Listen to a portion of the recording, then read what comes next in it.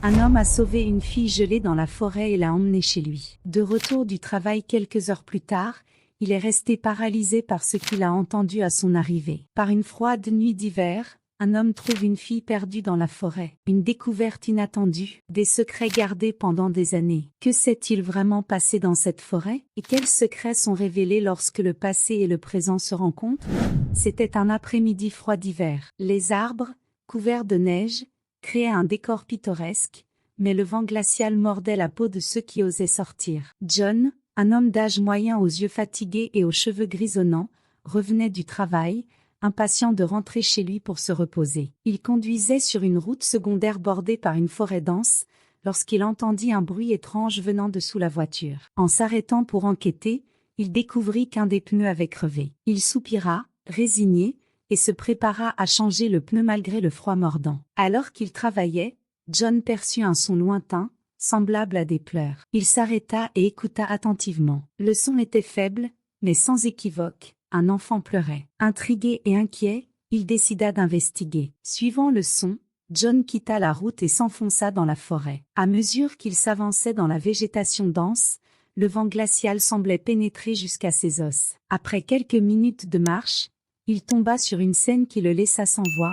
Une petite fille, pas plus de 8 ans, était recroquevillée dans la neige, tremblant et pleurant. « Et, tout va bien ?» demanda John en s'accroupissant à côté de l'enfant. La fille leva les yeux vers lui, ses grands yeux écarquillés, son visage marqué par la peur et le froid intense. « Mon Dieu, que fais-tu ici toute seule ?» Il enleva son manteau épais et enveloppa la fillette, essayant de la réchauffer. « Allez, je vais t'emmener dans un endroit sûr, » dit-il en la prenant délicatement dans ses bras, comme si elle était en porcelaine. John retourna précipitamment à la voiture, la petite fille blottie dans ses bras. Il la plaça sur le siège arrière et mit le chauffage au maximum. « Tout ira bien, » dit-il, essayant de paraître plus confiant qu'il ne se sentait. Une fois le pneu changé, il monta dans la voiture et reprit la route, inquiet de l'état de la petite fille. « Comment tu t'appelles ?» demanda-t-il, espérant briser le silence. La fille hésita avant de répondre, d'une voix faible et tremblante. « Lily »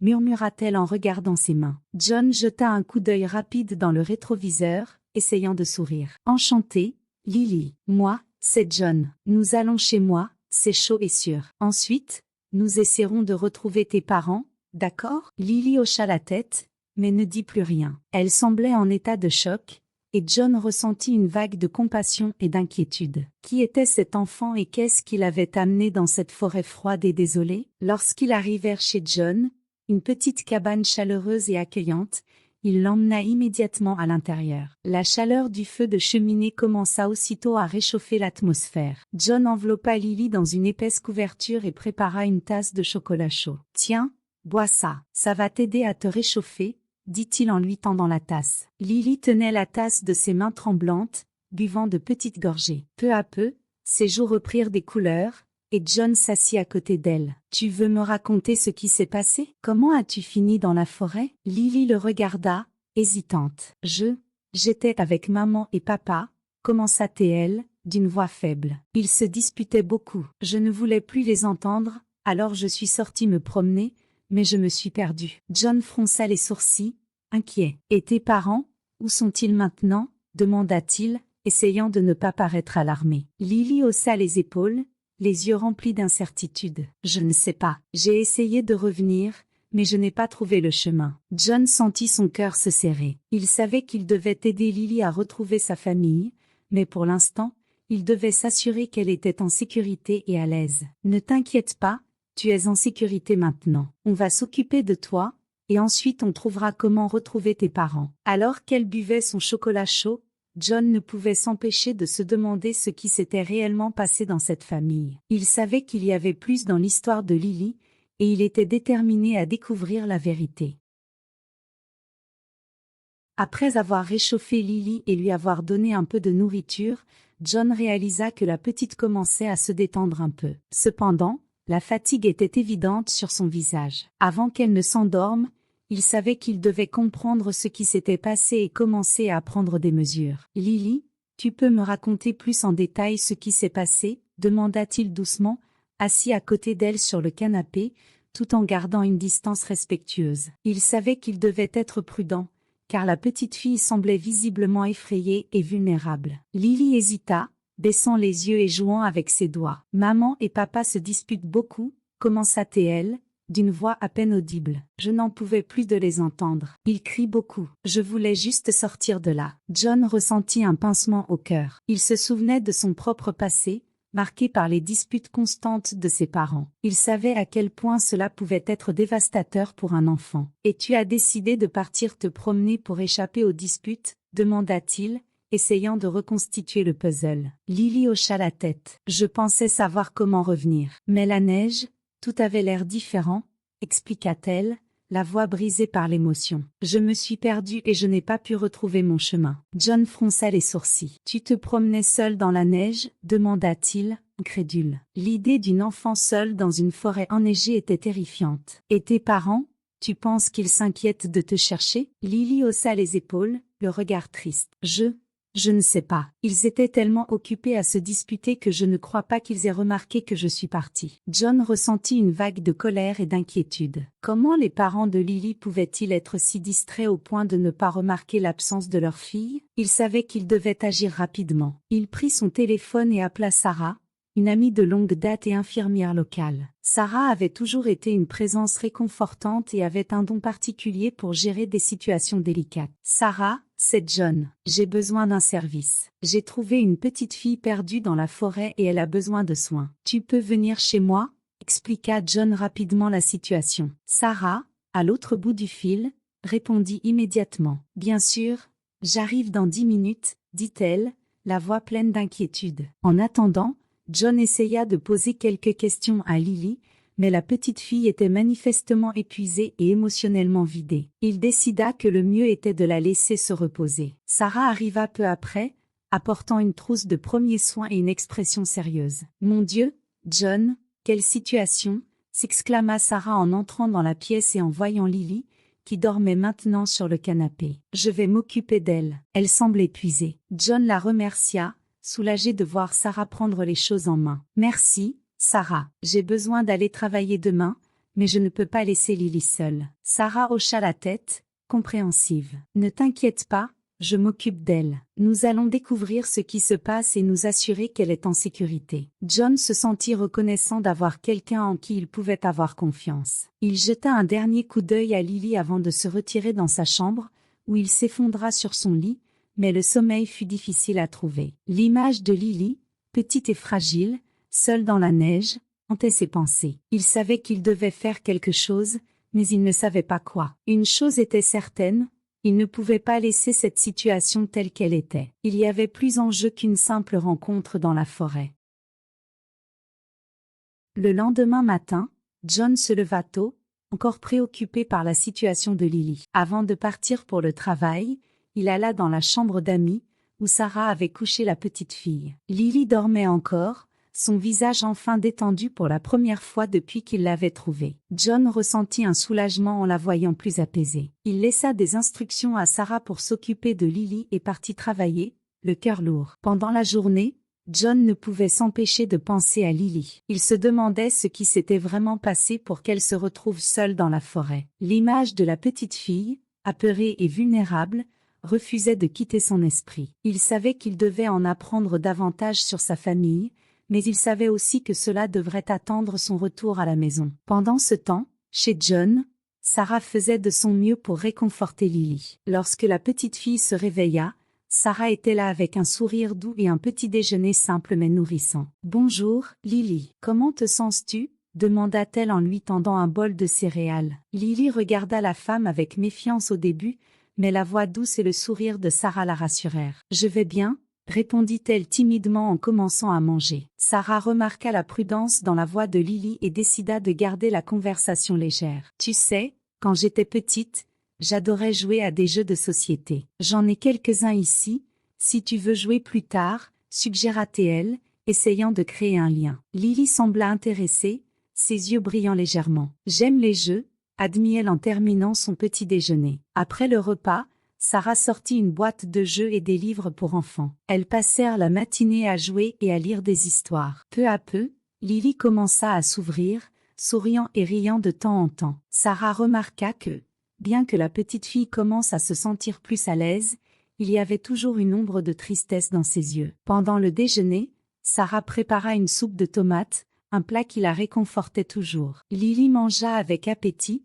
la chaleur de la soupe la réconfortant. « Tu aimes la soupe de tomates ?» demanda Sarah, essayant d'en apprendre plus sur la petite. Lily hocha la tête, un petit sourire aux lèvres. « Maman fait de la soupe de tomates. C'est la meilleure cuisinière du monde, » dit-elle avec une touche de fierté et de nostalgie dans la voix. Sarah sourit, mais remarqua la tristesse dans les yeux de Lily. « Je suis sûre qu'elle l'est. John essaie de retrouver tes parents. Bientôt, tu seras à nouveau avec eux, » dit-elle, essayant d'être optimiste. Lily se mordit la lèvre, son expression devenant plus sérieuse. « J'espère que oui, » murmura-t-elle en regardant son bol de soupe. Il était évident que la petite fille avait des sentiments partagés sur la situation. Sarah comprit qu'il y avait plus à l'histoire que ce que Lily lui avait raconté, mais elle savait qu'elle ne pouvait rien forcer. Pendant l'après-midi, Sarah occupa Lily avec des activités légères, essayant de la distraire. Elles jouèrent à fabriquer des chapeaux en papier, ce qui déclencha de nombreux rires. Peu à peu,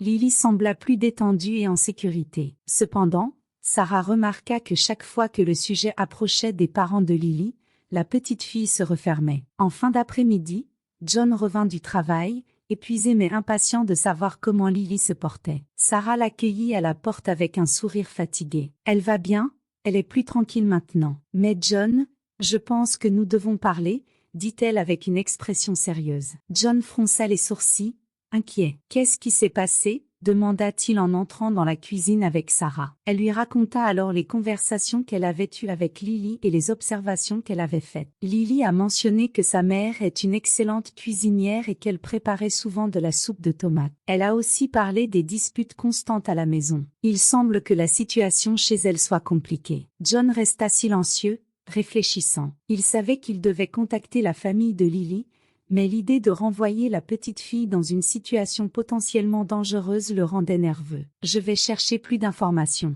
Merci de t'occuper d'elle, Sarah, » dit-il, sentant le poids de la responsabilité sur ses épaules. Sarah hocha la tête, consciente de la gravité de la situation. « John, nous avons affaire à quelque chose de sérieux. Il est important de s'assurer que Lily est en sécurité, » dit-elle, sa voix pleine d'inquiétude. John savait qu'elle avait raison. Il devait retrouver les parents de Lily, mais il devait aussi s'assurer que la petite fille était en sécurité et protégée. Avec ses préoccupations en tête, il se prépara pour une longue soirée, planifiant la manière de résoudre cette situation compliquée.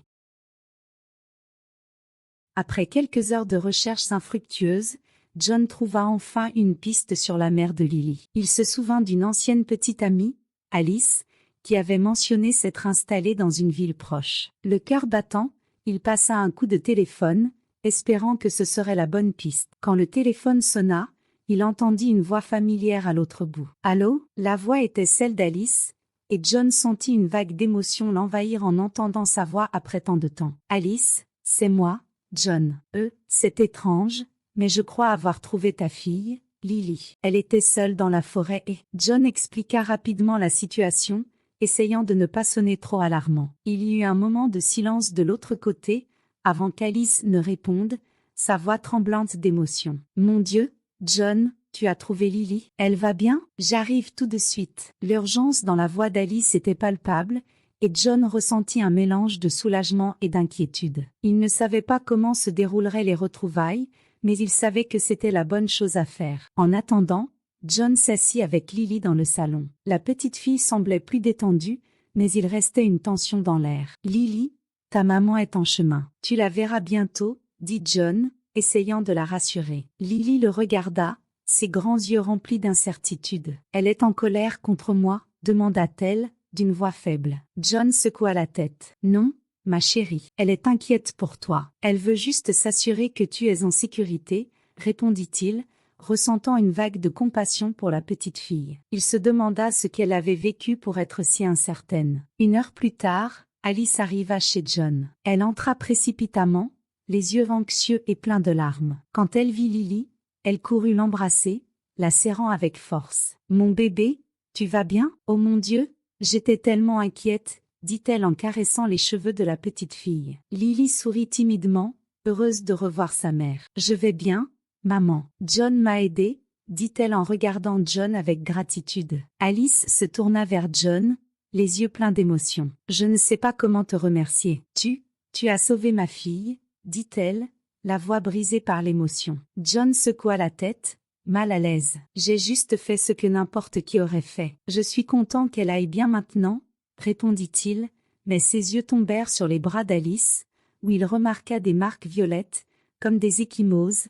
disséminées. Tu es blessé, commenta-t-il, en montrant ses bras. Alice se figea, baissant les yeux. Elle prit une profonde inspiration, visiblement bouleversée, et commença à parler, sa voix tremblant. John, ça a été difficile. Mon mari, il n'est pas l'homme que je croyais. Il a été viol. J'essayais de protéger Lily, mais il a perdu le contrôle. Ses mots furent interrompus par des sanglots, et elle commença à pleurer. John ressentit une vague de colère et de tristesse. Il s'approcha et posa une main sur l'épaule d'Alice. Tu es en sécurité maintenant. Il ne te fera plus de mal, ni à toi ni à Lily, dit-il fermement. Alice le regarda, les yeux remplis de gratitude et de tristesse. John, il y a autre chose, quelque chose que je dois te dire, dit-elle, hésitante. Lily n'est pas sa fille. Elle est ta fille. La révélation laissa John stupéfait. Il resta figé, son esprit tourbillonnant avec les implications. Ma fille, il répéta, incrédule, en regardant Lily, qui semblait inconsciente de la gravité de la conversation. Il n'aurait jamais imaginé que sa vie puisse changer aussi radicalement en si peu de temps. Alice hocha la tête, en essuyant ses larmes. Oui, nous nous sommes séparés il y a 9 ans, et peu de temps après, j'ai découvert que j'étais enceinte. J'ai essayé de te contacter, mais tu avais déjà déménagé, et je ne savais pas comment te retrouver. Ensuite, j'ai rencontré mon mari, et il a toujours pensé que Lily était sa fille, mais quand les choses ont commencé à mal tourner, j'ai réalisé que je devais la protéger. John s'approcha de Lily, s'agenouillant pour être à sa hauteur. Lily, je suis ton père, dit-il, la voix pleine d'émotion. Je ne le savais pas, mais maintenant que je le sais, je veux que tu saches que je suis là pour toi. Toujours. Lily le regarda, confuse, mais un petit sourire apparut sur son visage. Tu es mon père, demanda-t-elle, comme si elle essayait de comprendre. John hocha la tête, les larmes aux yeux. Oui, je le suis, et je te promets que je serai toujours là pour te protéger. Alice observa la scène avec un regard rempli de tristesse et de soulagement. John, je sais que tu dois être en colère contre moi, et je comprends. Mais s'il te plaît, prends soin de Lily. Elle mérite un foyer sûr et aimant. John se releva et regarda Alice, sentant un poids se lever de ses épaules. Tu es aussi la bienvenue ici, Alice. Vous deux l'êtes. Nous allons résoudre cela ensemble, dit-il fermement. La révélation que Lily était sa fille laissa John dans un état de choc. Il passa la nuit sans fermer l'œil, repensant au moment qu'il avait passé avec Alice et essayant de comprendre cette nouvelle réalité. La présence de Lily dans sa vie avait maintenant une nouvelle signification, et il ressentait un mélange de joie et de peur quant à ce que cela signifiait pour l'avenir. Le lendemain matin, il trouva Alice dans la cuisine, préparant du café. Elle semblait épuisée, les yeux gonflés d'avoir pleuré. John s'approcha, hésitant. « Comment te sens-tu » demanda-t-il, essayant de briser la glace. Alice soupira, le regardant. Honnêtement, confuse, effrayée, mais soulagée aussi, admit-elle, en remuant le café. Je n'ai jamais voulu te cacher Lily, John. Mais les circonstances, c'était tout très compliqué. John hocha la tête, comprenant la complexité de la situation. Je ne suis pas en colère, Alice, juste surpris. Je veux faire ce qu'il y a de mieux pour Lily. Elle mérite une vie sûre et heureuse, dit-il sincèrement. Alice hocha la tête, semblant soulagée par sa réponse. Merci, John. Je veux la même chose. Mais il faut être prudent. Mon mari, il ne renoncera pas si facilement. Nous devons nous assurer que nous sommes tous en sécurité, dit-elle, sa voix ferme. John acquiesça, conscient du danger auquel il pourrait être confronté. Nous allons parler à un avocat et obtenir une ordonnance restrictive. Et, si nécessaire, nous pourrons déménager. L'important est que Lily soit en sécurité, proposa-t-il, déjà en train de planifier comment protéger sa fille nouvellement découverte. Au cours des jours suivants, John et Alice travaillèrent ensemble pour assurer la sécurité de Lily. Ils obtinrent une ordonnance restrictive contre le mari d'Alice et commencèrent à chercher un endroit sûr où s'installer. Pendant ce temps, John passa le plus de temps possible avec Lily, essayant de mieux la connaître. Un jour, alors qu'ils étaient au parc, John et Lily jouaient à chat perché. Les rires de Lily étaient comme de la musique aux oreilles de John, qui ressentait une joie qu'il ne savait pas possible. Ils s'assirent pour se reposer, et John regarda sa fille, ressentant une vague d'amour et de protection. « Lily, tu aimes vivre ici ?» demanda-t-il, curieux de savoir ce que la petite fille ressentait à propos de tout ce qui se passait. Lily réfléchit un moment avant de répondre. « J'aime être avec toi et maman. C'est différent, mais bien, » dit-elle avec un sourire timide. « Et tu me fais sentir en sécurité. » Les paroles de Lily touchèrent le cœur de John. Il savait qu'il avait maintenant une grande responsabilité. « Je te protégerai toujours, ma chérie. Je te le promets, » dit-il en lui prenant la main. Pendant ce temps, Alice était à la maison, discutant avec Sarah, qui venait régulièrement pour aider à s'occuper de Lily et soutenir Alice. « Comment tu gères tout ça ?» demanda Sarah, inquiète pour le bien-être d'Alice. Alice soupira, regardant Sarah. « C'est difficile. Parfois, j'ai encore peur, mais John a été incroyable. Il fait vraiment de son mieux pour Lily. Ça me donne de l'espoir, » dit-elle avec un faible sourire. Sarah hocha la tête,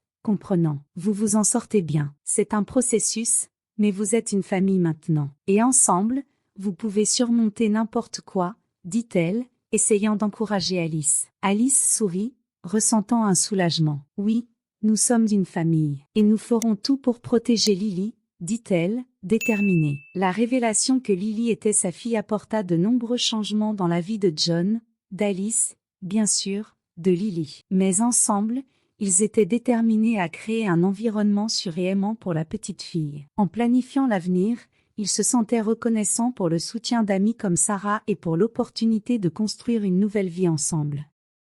Les jours qui suivirent furent un tourbillon d'émotions et d'ajustements. Alice et Lily restèrent chez John, tandis que lui et Alice commençaient à planifier comment résoudre la situation avec le mari d'Alice. John aida Alice à obtenir une ordonnance restrictive et organisa un endroit sûr pour elle et Lily pendant que les choses se réglaient. Pendant ce temps, John et Lily commencèrent à mieux se connaître. Ils passaient leurs après-midi ensemble, jouant à des jeux de société, regardant des films et cuisinant ensemble. John était déterminé à être le père que Lily méritait, et chaque moment qu'il passait avec elle ne faisait que renforcer leur lien. Alice commença également à se sentir plus en sécurité et confiante. Elle trouva un travail près de chez John et commença à planifier une nouvelle vie pour elle et Lily. La relation entre elle et John commença aussi à changer. Le ressentiment et la douleur du passé commencèrent à s'effacer, laissant place à une nouvelle compréhension et un respect mutuel. Un soir, alors que John, Alice et Lily dînaient ensemble,